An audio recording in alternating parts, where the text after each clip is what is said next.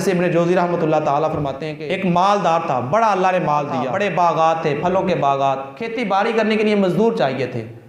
उसने 3 मजदूरों को बुलाया और उनके ज़िम्मे अपने खेत का कुछ काम लगा दिया। उसने कहा कि ये इतनी तुम्हारे ज़मीन की तुमने देखभाल करनी है। साथ ये भी कह दिया कि ये अंगूरों का बाग है, जितना तुम्हारा दिल चाहे यहाँ से खा लेना अंगूर, लेकिन बाकी फलों के करीब भी तुमने नहीं जाना।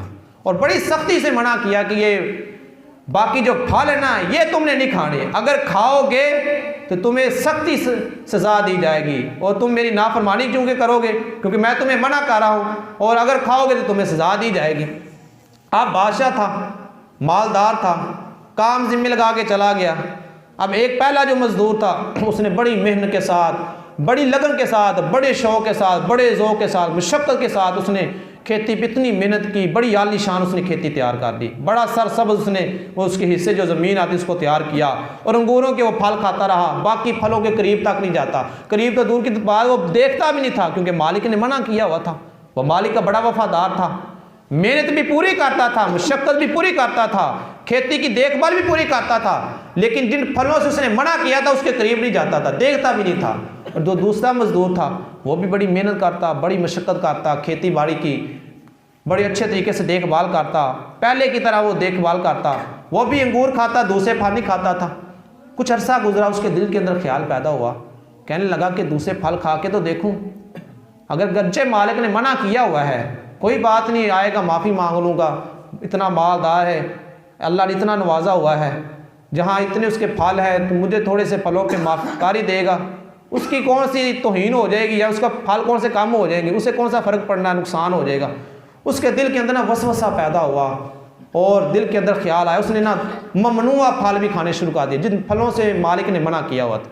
और जो तीसरा बंदा था वो खेती बाड़ी को कुछ नहीं खाता, ना देखभाल, ना मुशक्क़त करता, कुछ नहीं खाता था, और जो फल था वो छोड़ता भी नहीं था, हर फल खाता था, हर फल खुले आम शरेआम, कहता वेखी जाएगी जो होएगा, वेखी जाएगी। नतीजा था उसने खेती भी तबाह बर्बाद कर दी और फल भी उसने कुछ ना रहने दिया। जब मालिक आया, कुछ अरसा गुजरा, मालिक ने पहले मजदूर को बुलाया। जब पहला मजदूर करीब आया, उसने कहा कि तेरे हिस्से मैंने कुछ जिम्मेदारी लगाई थी। उसने वो अपनी ज़मीन पे ले गया जो उसकी ज़िम्मेदारी। जब उसकी खेती बाड़ी देखी, मालिक बड़ा खुश हुआ, बड़ा खुश हुआ कि कमाल की तूने मेहनत की, बड़ा लगन के साथ, मुशक्क़त के साथ मेहनत की इस बाग के ऊपर। और उसने जब फलों को भी चेक किया तो फल भी उसने नहीं खाए थे, जो ममनुआ फल जिससे मना किया हुआ था, वो फल भी उसने ना खाए, सिर्फ अंगूर ही खाता रहा। मालिक इतना खुश हुआ कि उसको इतना नवाजा कि जो उसके साथ मजदूरी तय हुई इतना उससे ज़्यादा उसको उजरत दे दी। अब जब दूसरे मजदूर के खेत में वो मालिक गया, जब उसका देखा खेती बाड़ी, तो उससे भी बड़ा खुश हुआ कि तूने भी बड़ा काम अच्छा किया है, बड़ी मेहनत की है, बड़ी इसके ऊपर मुशक्क़त की है और सरसब्ज़ शादाब कर दिया इस इलाके को। जब फलों की बारी आई गिनती करने की, जब फल को देखा ना तो मालिक ने नाराज़ हुआ। मालिक कहने लगा कि मैंने तुझे मना किया था फिर भी तूने फल खा लिए। कहने लगा कि मालिक मुझे पता था तूने मना तो किया था, लेकिन मैंने इसलिए खा लिए कि मेरा मालिक बड़ा अफ़्वदार गुज़र वाला है, बड़ा मुआफ़ करने वाला है, बड़ा अच्छा है, बड़ा एहसानमंद है, तो कोई नहीं, अगर मैं थोड़े फल खा भी लूँगा तो इससे उसे क्या फ़र्क पड़ना, मैंने इसलिए खा लिया। तो मालिक कहने लगा कि अल्लाह, जब मैंने तुम्हें मना किया था कि ये फल नहीं खाने, अगर तो मना ना किया होता तो खा लेता, मैं माफ़ कर देता। जब मैं तुझे मना करके गया था कि ये फलों के करीब ही नहीं जाना तुमने, फिर तुमने खा लिया, अब इसकी तो तुम्हें सज़ा मिलेगी, और सज़ा भी इतनी मिलेगी जितने तुमने जुर्म किया है, इससे ज़्यादा नहीं मिलेगी। अब एक तो तूने काम बड़ा अच्छा किया, मेहनत मुशक्क़त पूरी की, और दूसरी तरफ तूने नुकसान भी तो किया है ना, इसकी तो तुम्हें सज़ा मिलेगा। जब तीसरे मजदूर की बारी आई तो जब देखा तो मालिक को गज़बनाक हो गया कि तूने ये क्या कर दिया, सत्यानाश कर दिया, ना ज़मीन का कुछ छोड़ा तुमने, बंजर बना दी, बेड़ा गर्क कर दिया, और ना तो तुमने फल छोड़ा।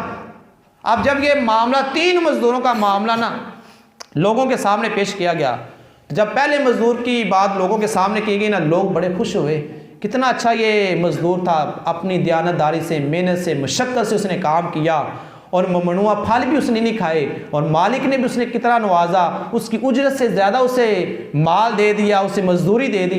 अब जब दूसरे मजदूर का वाक़या उसके सामने पेश किया गया तो जब उसने लोगों ने उसकी ज़मीन का वाक़या सुना, बड़े खुश हुए, लेकिन जब ममनुआ फलों की बात आई, कहने काश ये मजदूर पहले की तरह मेहनत मुशक्क़त इसने पूरी की थी, लेकिन जो फल खाने से मना किया था, अगर फल ना खाता, सब्र कर लेता थोड़ी देर, तो इससे भी पहले मजदूर की तरह वो मालिक माल भी देता, इनाम भी देता और इसकी इज्जत भी होती, लेकिन इसने एक तरफ तो काम अच्छा किया है, दूसरी तरफ इसने मालिक का नुकसान भी बड़ा किया है। अब ये तो सज़ा का मुस्तहिक है। और जब तीसरे मजदूर का लोगों के सामने वाक़या पेश किया तो कहने लगे ये तो बड़ा बदनसीब बंदा, बड़ा बदबख्त बंदा है कि मालिक की ज़मीन भी इसने तबाह कर दी, फल भी कुछ नहीं इसने छोड़ा, इसे तो बड़ी सख्त सज़ा दी जाएगी। मुहद्दिस इब्न जौज़ी फरमाते हैं यही मिसाल हज़रत इंसान की है। अब इंसान सोचे वो पहला मजदूर बन रहा है या दूसरा या तीसरा, कि अल्लाह ने हमारे ज़िम्मे फ़राइज़ लगाए, वाजिबात लगाए। एक दिन में फरमाया तुमने 5 नमाजें पढ़नी हैं और ज़िम्मे लगा दिए, फ़र्ज हैं तुम्हारे ऊपर, छोड़नी नहीं है। साल के बाद रोज़े तुम्हारे ऊपर फ़र्ज किए गए हैं, फरमाइए तुम्हारे ज़िम्मे चीज़ें हैं तुमने करनी हैं। फरमाया वला तक़रबुज़्ज़िना, फरमाया ज़िना के करीब नहीं जाना।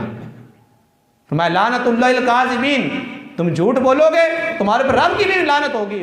मैं सूद नहीं खाना, धोखा देके माल नहीं बेचना, झूठ बोल के माल नहीं फरोख्त करना, आपने किसी को सताना भी नहीं, किसी का दिल भी नहीं दुखाना, किसी की गीबत भी नहीं करनी, चुगली भी नहीं करनी, किसी को बिला वजह तंग भी नहीं करना और अपना रोब दबदबा भी नहीं दिखाना। भाई ये चीज़ें मना की हुई हैं, इनसे दूर रहना है। ये चीज़ें फ़राइज़ वाजिबात हैं, ये तुम्हारे ज़िम्मे हैं, ये तुमने करनी है।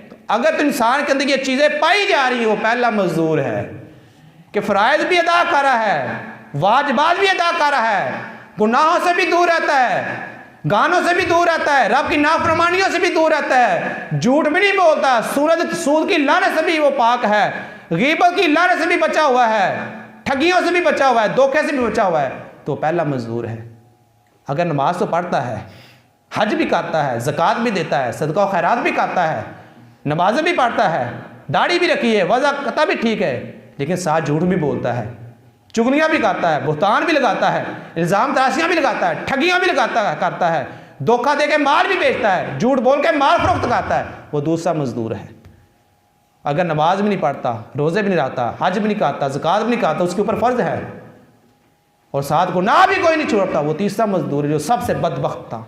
अब आप बताएं, आप फैसला करें कि आप कौन से मजदूर हैं, कि पहले मजदूर मान रहे हैं या दूसरे या तीसरे मजदूर मान रहे हैं।